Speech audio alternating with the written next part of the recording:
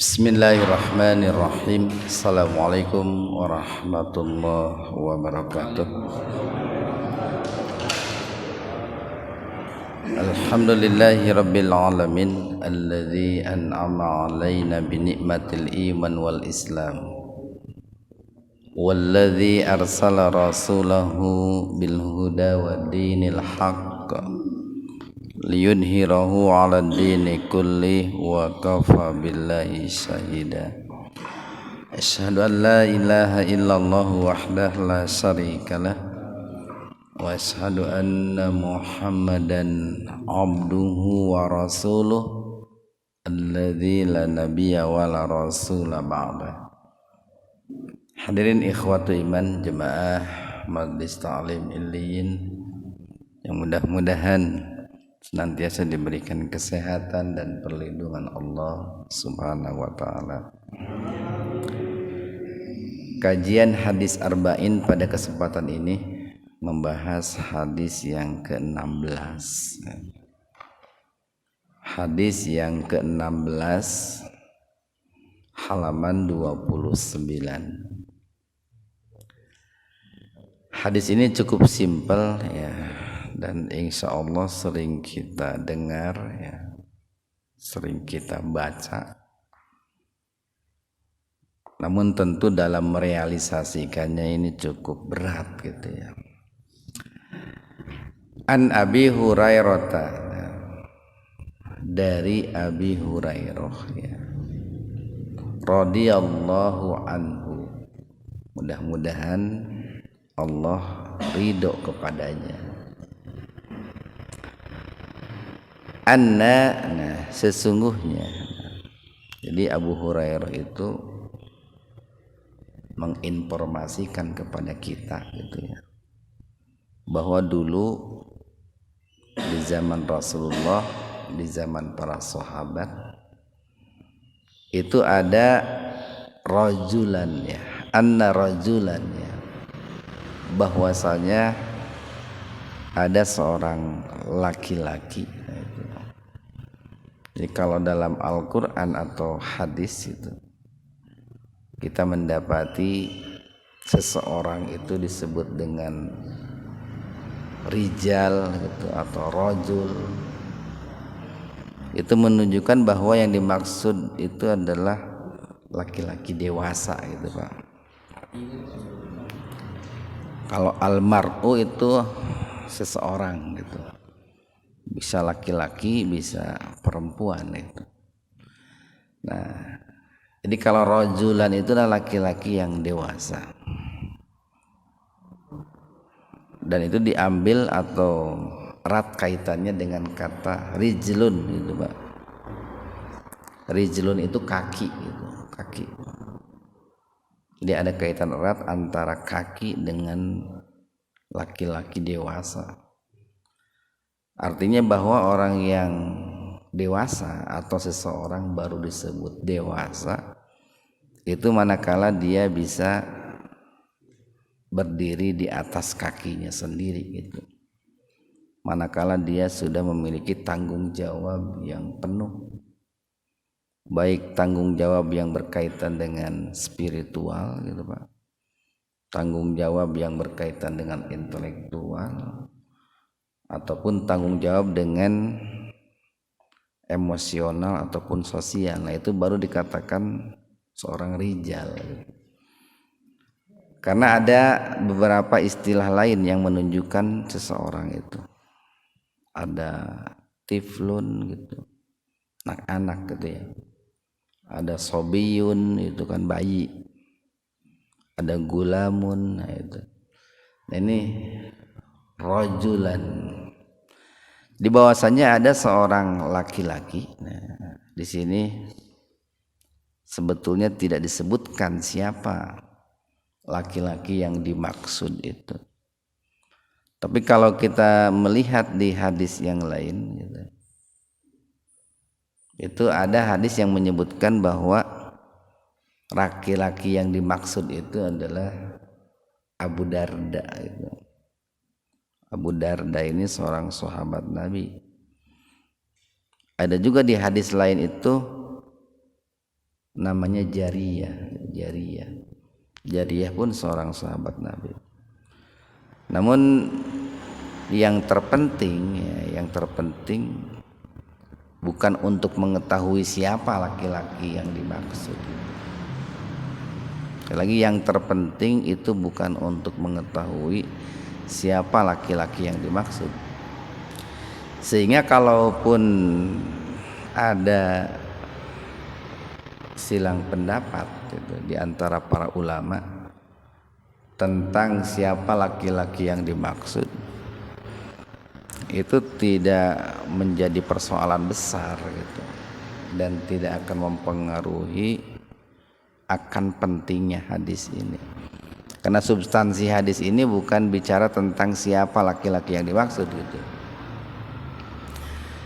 Jadi bahwasanya seorang laki-laki qala berkata, atau lebih enaknya dimaknai bertanya,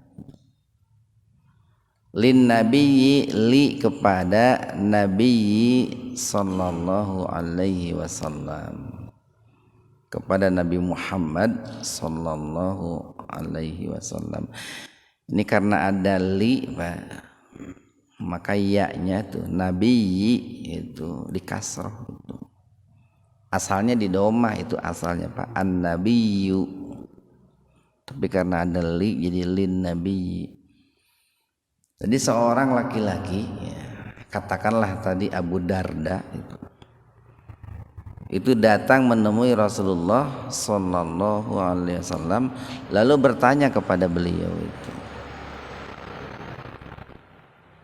ausini. Nah, ausini wasiat itu Pak, ausini itu. Cuman ini kan dalam bentuk fi'il, dalam bentuk kata kerja. Kalau wasiat itu kan isim dalam bentuk kata benda.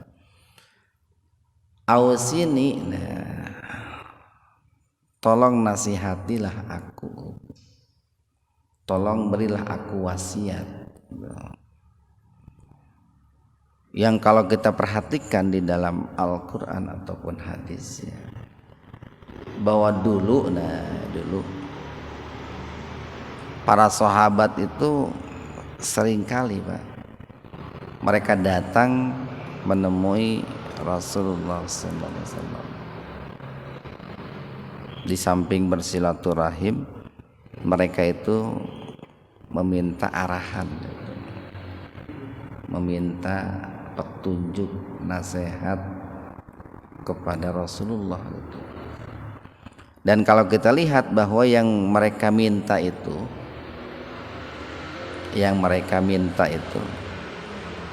bukan wasiat-wasiat ataupun nasihat-nasihat yang berkaitan dengan urusan duniawi melulu gitu. Tapi lebih banyak minta nasihat-nasihat yang berkaitan dengan kebahagiaan ukhrawi. Itu kalau kita lihat di zaman para sahabat Nabi seperti itu. Tetapi bukan menjadi sebuah kesalahan kalau kita datang umpamanya hari ini kepada ulama, kepada kiai minta nasihat terkait duniawi, tidak salah juga. Cuman kan alangkah bagusnya di samping minta nasihat, wasiat yang terkait dengan urusan duniawi, ya urusan ukhrawi pun sangat penting untuk diminta nasihat. Itu saya biasanya kalau ketemu dengan teman lama gitu ya, atau masyarakat di daerah gitu,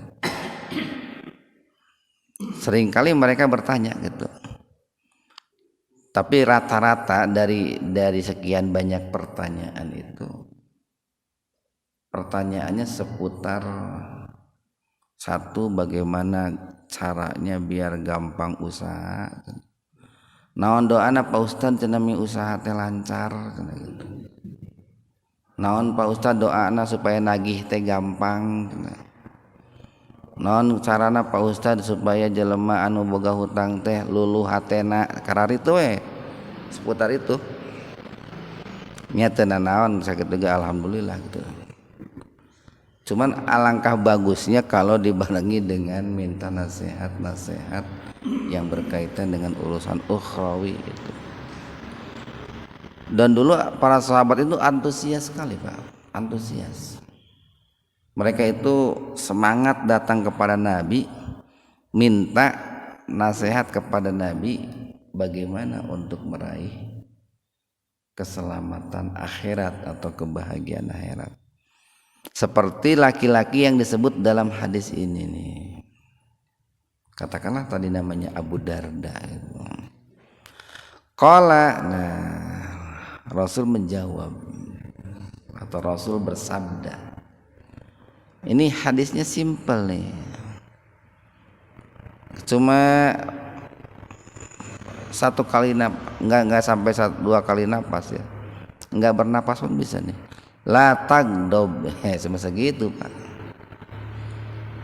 Jawaban Nabi itu hanya sedikit. La tagdob, itu nasihat yang Rasulullah Sallallahu Alaihi Wasallam berikan kepada sahabat yang datang, katakanlah Abu Darda tadi. Wahai Abu Darda itu, atau wahai sahabat, la tagdob. Ini la-nya la nahyi ini Pak. La yang menunjukkan larangan gitu. La tagdob, janganlah kamu marah gitu Pak. Nah maka dari hadis ini disimpulkan oleh para ulama gitu, bahwa hukum asal marah itu dilarang Pak. Hukum asalnya marah itu dilarang. Bisa sampai kepada derajat haram, bisa juga sampai ke tingkat makruh. Tergantung dalam hal apa marahnya itu. Tapi nanti bisa berubah dari dilarang itu menjadi boleh gitu. Dalam situasi tertentu. Nah, ini terutama kalau kita kaitkan dengan hadis yang lain, umpamanya begini. Dalam hadis yang lain itu dikisahkan bahwa dikatakan wa ma intaqama Rasulullah sallallahu alaihi wasallam li nafsihi, tidaklah Rasulullah sallallahu alaihi wasallam itu marah itu kalau sesuatu yang buruk itu, sesuatu yang tidak disenangi itu berkaitan dengan dirinya gitu. Sekali lagi, berkaitan dengan dirinya. Tetapi beliau itu akan marah gitu ketika sesuatu itu berkaitan dengan hurmatullah, berkaitan dengan ini kehormatan Allah, berkaitan dengan aturan-aturan Allah, berkaitan dengan batas-batas Allah. Maksudnya begini Pak, jadi kalau ada orang itu katakanlah meremehkan Rasulullah atau merendahkan Rasulullah atau menghina Rasulullah, Rasulullah itu bisa menahan diri gitu. Rasulullah itu bisa untuk menahan marah kalau orang lain meremehkan, menghinakan pribadinya gitu,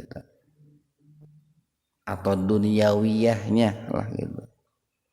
Tetapi Rasulullah itu tidak bisa menahan marah kalau ada orang lain yang menghina Allah gitu Pak, yang menghina Islam, yang menghina ajaran Islam. Nah itu. Nah maka berdasarkan hadis itu dengan hadis ini nih, kan di sini dilarang marah gitu.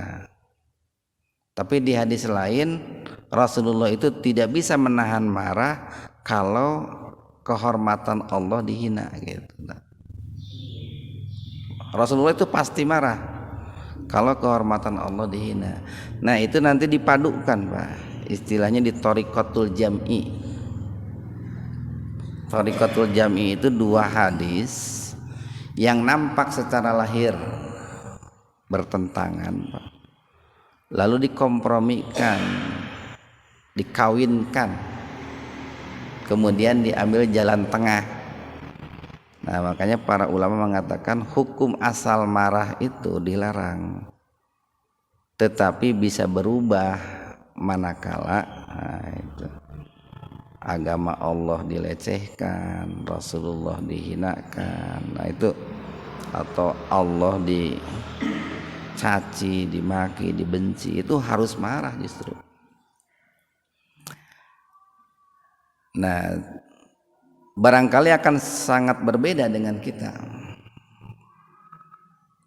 Kalau kita sebagai manusia biasa mungkin lebih banyak marah itu ketika orang meremehkan diri kita, itu meremehkan keluarga kita atau menghinakan anak kita, itu akan sangat mudah tersulut.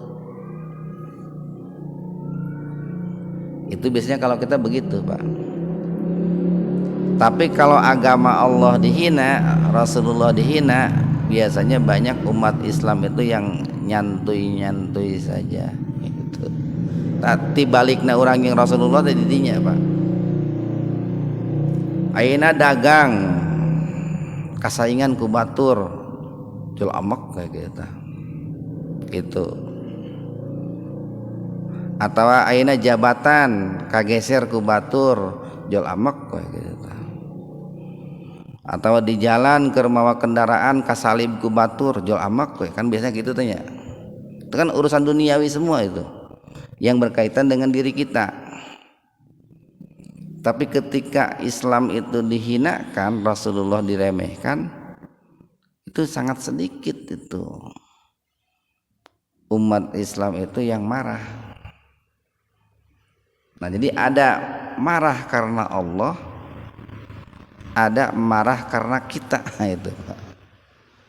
Kalau marah karena Allah boleh itu Pak, bahkan harus.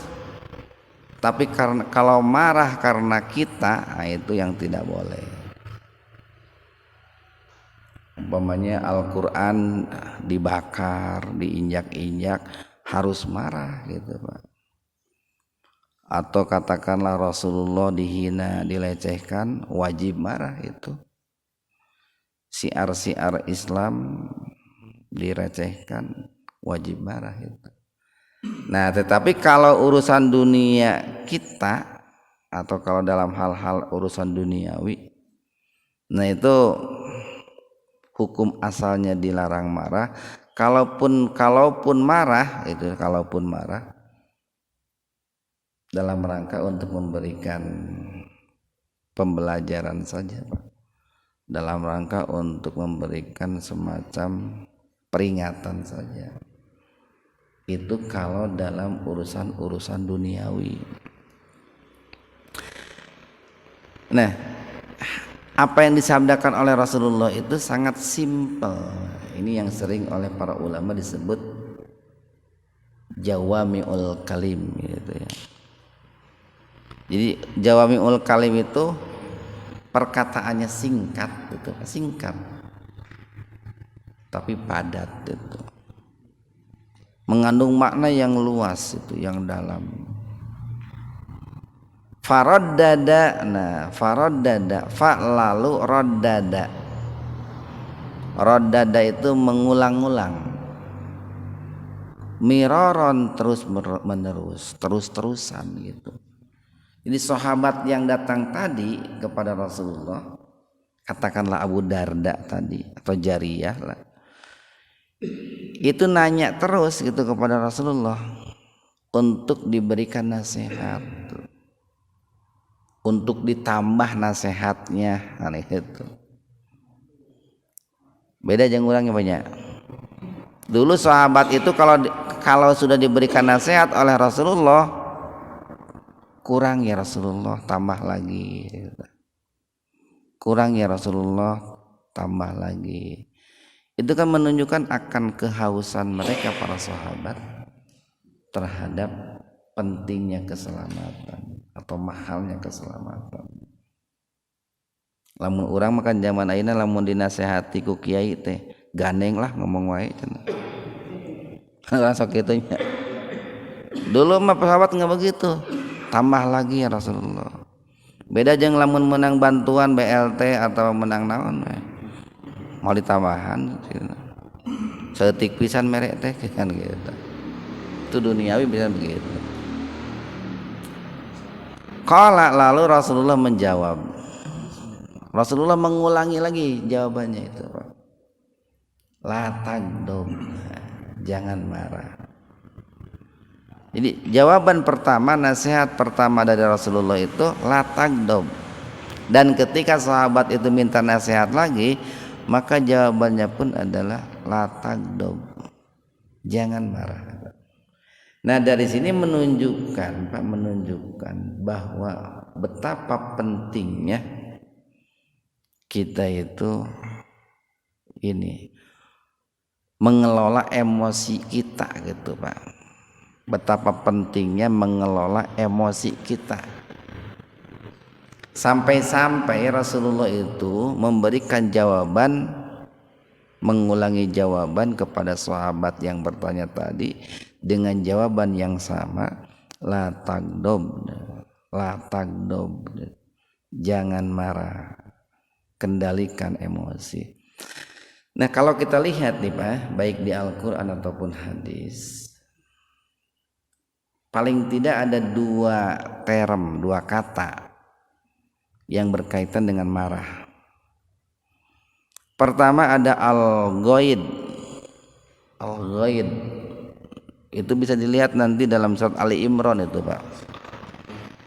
Kalau tidak salah 133 ya. Wasari'u ila magfiratin mir rabbikum wa jannatin arduha samawati wal ar uiddat lil muttaqin. Dijelaskan siapa orang bertakwa itu, alladzina yunfikuna fis sarai wal dharai wal kadhiminal ghaid wal 'afina 'anil nas. Nah di situ kata marah itu diwakili dengan kata al-ghaid. Kalau di sini kata marah itu diungkapkan dengan kata godob. Itu dibahas oleh para ulama, apa bedanya ghaid dengan godob itu, Pak. Kalau ghaid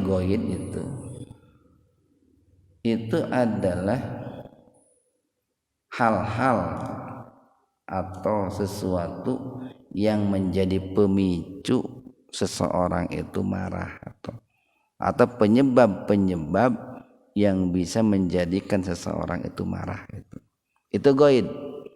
Nah ketika ada pemicunya, ketika ada penyebabnya yang menjadikan seseorang itu marah, maka dia mampu mengendalikan marahnya itu, mampu menahan marahnya. Nah, itulah al-ghaid, Pak. Al-ghaid. Kalau al-ghadab itu adalah perbuatan tercela yang dilakukan oleh seseorang ketika dia marah, itu, Pak. Itu. Dan begini, ada orang itu muncul rasa marahnya ketika ada penyebab. Nah, itu dikendalikan. Tetapi juga ada setelah dia marah atau ketika dia marah, lalu dia melakukan ucapan-ucapan buruk atau tindakan-tindakan buruk. Nah, itulah al-ghadab, Pak. Jadi kelanjutan daripada al-ghaid. Awalnya orang itu al-ghaid dulu, Pak.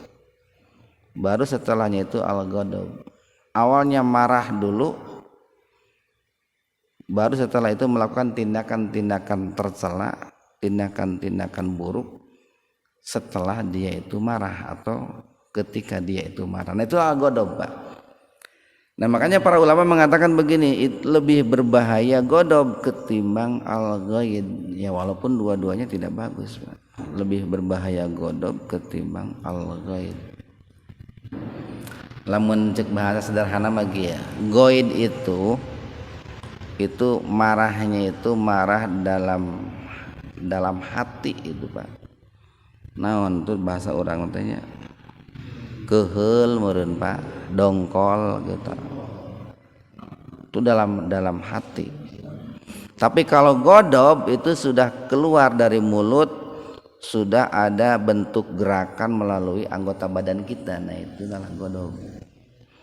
Bisa barangkali kalau dengan mulut mungkin kita marah-marah dengan kata-kata kotor, kata-kata kasar, kata-kata yang menyakitkan, itu kalau dengan mulut. Atau bisa juga dengan tangan, dengan cara memukul, atau mungkin dengan cara yang lain-lain lah, Pak, atau menendang dan lain sebagainya. Nah itulah al-ghadab. Baik goid ataupun godob ya itu dilarang gitu, Pak, walaupun tingkat larangannya barangkali berbeda ya, atau bertingkat-tingkat. Nah yang tentu saja nih, baik goid ataupun godob itu bukan dihilangkan, Pak. Ini kan dua-duanya sifat hati, Pak. Sifat hati, kerja hati. Kan dalam hati kita itu bisa bersemayam berbagai macam sifat gitu. Paling tidak ada sifat terpuji dan sifat tercela. Nah, ini goid dan godob itu merupakan dua sifat tercela. Kebalikan dari penyabar, kebalikan dari pemaaf. Ada yang menafsirkan begini, kalau goid itu marah, kalau godob itu murka, Pak. Itu murka, godob itu kalau goid marah. Nah ini dua sifat tercela itu, kebalikan dari pemaaf dan penyabar. Yang tentu saja tadi ini bukan harus dihilangkan, Pak, bukan harus dipangkas, bukan harus dibunuh dua sifat itu, tetapi dikendalikan, Pak, dikendalikan. Kenapa? Karena kalau sifat goid dan godob itu dibunuh sehingga tidak ada dalam diri seseorang itu dua sifat tadi, itu tidak akan seimbang, Pak. Tidak akan seimbang. Ayeuna pamajikana direbut batur gitunya, cicing gitu. Nah, lamun sifat marahnya dibunuh begitu, Pak. Islamna dihina, cicing gitu. Itu kalau sifat marahnya dibunuh. Nah, cuman harus dikendalikan. Jadi yang namanya nafsu itu bukan dibunuh tapi dituntun, dikendalikan. Sebab kalau tidak ini, Pak, kalau dibunuh itu tidak akan ini. Kayak dahar lah, Pak, kayak makan. Itu kan marah itu ibaratnya dengan cabai gitu, Pak. Cengek. Itu kan penyedap rasa juga yang namanya cabai, cengek gitu, Pak. Atau kalau sifat nafsu itu dibunuh, orang tidak akan merasakan kenikmatan hidup, Pak. Sekarang nih, nafsu syahwat dibunuh, mungkin tidak akan enak seseorang menjalin rumah tangga. Syahwat tidurnya dibunuh, nggak akan bisa merasakan nikmatnya tidur, Pak. Syahwat makan dibunuh, tidak akan bisa merasakan nikmatnya makan. Makanya bukan dibunuh, dikendalikan. Marah pun bukan dihilangkan, bukan dibunuh, tapi dikendalikan. Sehingga kalaupun nanti marah, itu marahnya itu pada tempatnya, sesuai porsinya. Nah, seperti marahnya Umar bin Khattab. Karakternya kan Umar bin Khattab itu keras itu, Pak, tegas. Oleh Nabi sifat Umar bin Khattab nggak dibunuh, nggak dihilangkan karakter kerasnya itu, tapi diarahkan, dibimbing, sehingga tegasnya Umar bin Khattab yang tadinya ketegasannya digunakan untuk menentang Islam, menentang Rasulullah. Setelah masuk Islam dibawa ketegasannya itu untuk membela Islam, membela Rasulullah. Nah itu Pak. Jadi seperti itu. Nah dikarenakan goid dan godob itu merupakan sifat hati yang tidak boleh dihilangkan, tidak boleh dibunuh, dan sebetulnya tidak akan hilang Pak, tidak akan hilang. Seperti anak Bapak begini, Bapak itu orangnya pemarah gitu Pak. Sanajan Bapak ditutupi dengan rajin joget, tetap saja itu tidak akan hilang sifat pemarah Bapak itu. Itu kan sudah pembawaan itu Bapak, susah. Cuman harus diarahkan marahnya itu untuk apa gitu, nah itu. Jadi tidak bisa dihilangkan. Nah, ada beberapa langkah Pak, ada beberapa langkah ataupun cara ketika orang itu mendapatkan sesuatu atau pemicu yang menjadikan dirinya marah. Atau ada beberapa solusi yang harus kita ambil berdasarkan nasihat-nasihat Rasulullah Sallallahu Alaihi Wasallam ketika kita itu marah. Pertama nih Pak, ketika sedang marah itu berlindung kepada Allah, berlindung minimal dengan mengucapkan a'udzubillahi minasyaitonirrajim. Nah itu Pak, ini seperti yang disabdakan oleh Rasulullah Sallallahu Alaihi Wasallam bahwa dulu ada di zaman Rasulullah itu ada dua orang yang sedang bertengkar gitu. Dan pada saat itu Rasulullah melihat mereka dua sahabat yang sedang bertengkar. Lalu Rasulullah mengatakan begini, sebetulnya ada satu kalimat yang bisa menghentikan pertengkaran mereka. Apa kalimat itu? A'udzubillahi minasyaitonirrajim. Itu kan memohon Pak, memohon perlindungan. Ungkapan yang menunjukkan bahwa kita itu mohon perlindungan kepada Allah dari godaan-godaan setan. Kan marah itu dari setan Pak. Marah itu dari setan. Atau marah itu sifat setan itu. Nah itu makanya caranya itu dengan cara berlindung kepada Allah. Kenapa kita berlindung kepada Allah? Itu menunjukkan bahwa kita itu lemah, perlu benteng yang membentengi diri kita, dan benteng yang terkuat itu kan Allah itu Pak. Benteng diri kita yang terkuat Allah. Itu yang pertama. Yang kedua Pak, ketika seseorang marah maka dianjurkan dia itu diam. Faida godoba al-yaskut, itu kata Nabi itu. Apabila kamu itu marah, maka hendaklah kamu itu diam gitu. Apanya yang harus diam? Satu, mulutnya. Yang kedua, anggota badan yang lainnya gitu Pak. Dikunci, dirantai gitu. Kenapa? Karena kan nanti kalau mulutnya nggak dikunci akan muncul perkataan-perkataan buruk yang lainnya, muruluk gitu Pak, ngalet. Bukan hanya nadanya keras, bukan hanya bahasanya kasar, bisa juga bahasanya itu kotor gitu Pak, kotor. Kebun binatang meureun kalaluar gitu Pak, dengan suara yang tinggi, nada yang tinggi gitu. Matanya dikunci juga. Kan kadang begini, orang kalau marah itu kan sambil melotot Pak, sambil melotot. Tara geuning aya jelema marah bari seuri, nya amek bari seuri tara aya. Atawa Tidak ada yang namanya orang marah itu matanya itu sahdu gitu ta. Matanya itu adem, itu nggak ada. Merah itu kan merah. Karena yang namanya marah itu kalau menurut Ibnu Qudamah itu kan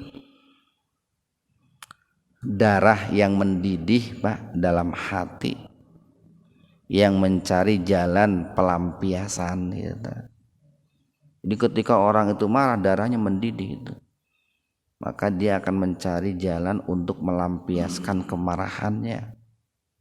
Sehingga orang yang ketika marah itu kan kelihatan Pak, matanya merah gitu, mulutnya juga bergetar gitu Pak, tangannya juga bergetar gitu.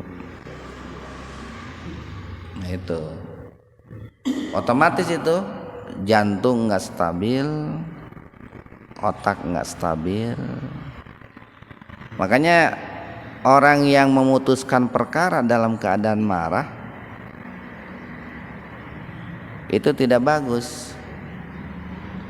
Termasuk seorang suami yang mencerai istrinya dalam keadaan marah itu ditolak itu Pak.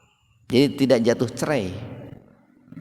Sekali lagi, seorang suami yang mencerai istrinya dalam keadaan marah itu tidak jatuh cerai, tidak jatuh talak. Kenapa? Karena kesadaran akalnya hilang, kesadaran hatinya hilang. Dan itu sebuah nikmat Pak, sebuah nikmat dari Allah. Para ulama mengatakan bahwa seorang suami yang sedang marah lalu menjatuhkan talak kepada istrinya tidak dihitung talak itu nikmat. Cobalah mau dihitung talak, sudah banyak suami-suami yang mencerai istrinya itu, tapi dilakukan dalam keadaan sadar. Mestinya dilakukan dalam keadaan sadar. Kalau terpaksa seorang suami itu harus mentalak atau mencerai istrinya. Jadi yang kedua diam itu Pak, yang kedua diam. Kemudian yang ketiga itu merubah posisi, Pak. Merubah posisi. Ini seperti yang dikatakan oleh Rasulullah sallallahu alaihi wasallam. Jadi kalau orang itu marah dalam kondisi berdiri gitu, maka hendaklah dia itu fal yajlis. Jadi wahuwa qaimun fal yajlis. Kalau sedang berdiri dia itu harus duduk. Jadi ada semacam apa ya? Ketika orang marah, gerakan itu bisa meminimalisir kemarahan itu.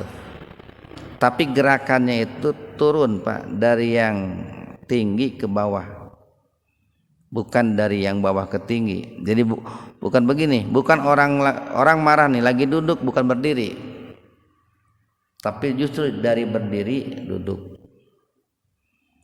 Kalau dengan duduk sudah berhenti, cukup dengan duduk. Tapi kalau dengan duduk dia masih marah, maka berbaring Pak, berbaring. Sok ayeuna Pak, lamun salaki ngambek ke pemajikan, cobalah bari duduk. Salaki duduk, pemajikan diajak duduk, mungkin bisa beres itu, bisa reda.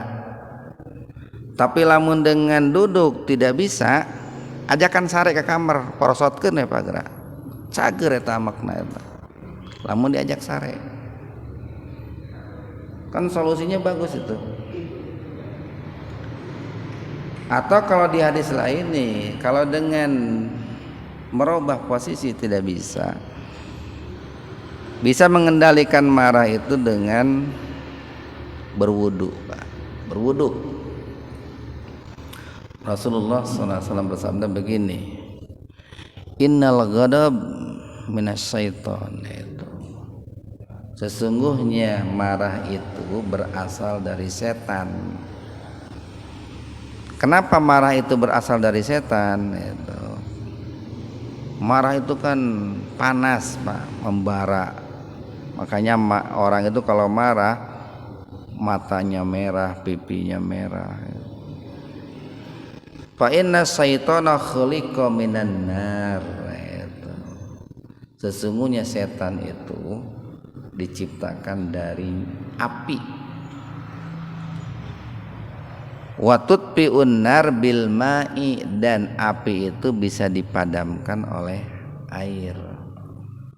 Fa idza ghadaba falyatawaddo. Fa idza ghadaba ahadukum falyatawaddo. Maka apabila salah seorang di antara kalian itu marah, hendaklah dia itu berwudu.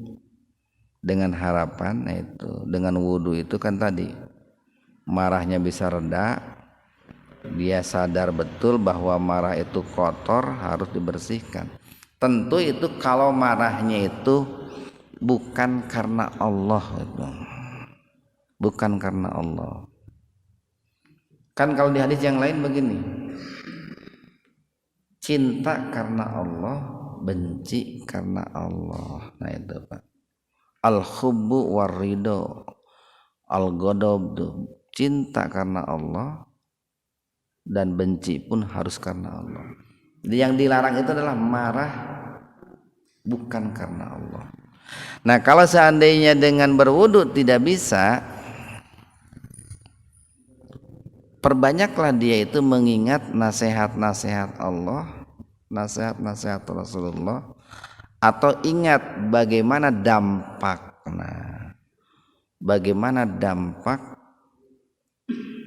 buruk dari kemarahan itu. Tetapi yang terpenting dari itu semua nih Pak, itu kan solusi. Yang terpenting itu adalah harus banyak menjaga diri, menghindarkan diri dari hal-hal yang bisa memicu kemarahan. Baik itu kemarahan diri kita ataupun kemarahan orang lain. Tentu dalam urusan duniawi yang harus dijauhi itu Pak ya. Kita harus banyak menjaga diri dari hal-hal seperti itu. Kan marah itu kan sebetulnya marah itu merupakan akibat yang disebabkan oleh sesuatu yang tidak mengenakan gitu. Nah, sebab-sebab yang bisa menjadikan seseorang atau diri kita itu marah itu harus diminimalisir atau harus dihilangkan. Itu yang terpenting sebetulnya itu. Tetapi kalau sudah terlanjur marah, nah maka tadi langkah-langkahnya berta'awud ya kepada Allah, a'udzubillahi minasyaitonirrajim. Kemudian diam, tidak banyak bicara, tidak banyak menggerakkan tangan kaki gitu Pak ya, bisi najong bisi nonjok gitu. Kemudian yang ketiga merubah posisi gitu, kepada posisi yang lebih rendah. Kemudian yang keempat berwudu Pak. Kemudian yang kelima banyak berzikir, bertasbih, bertahmid kepada Allah, termasuk banyak mengingat dampak buruk daripada kemarahan. Nah barangkali itu saja yang bisa kita sampaikan. Mudah-mudahan ada manfaatnya untuk kita semua. Subhanakallahumma bihamdika asyhadu an la ilaha illa anta astaghfiruka wa atubu ilaik. Assalamualaikum warahmatullahi wabarakatuh.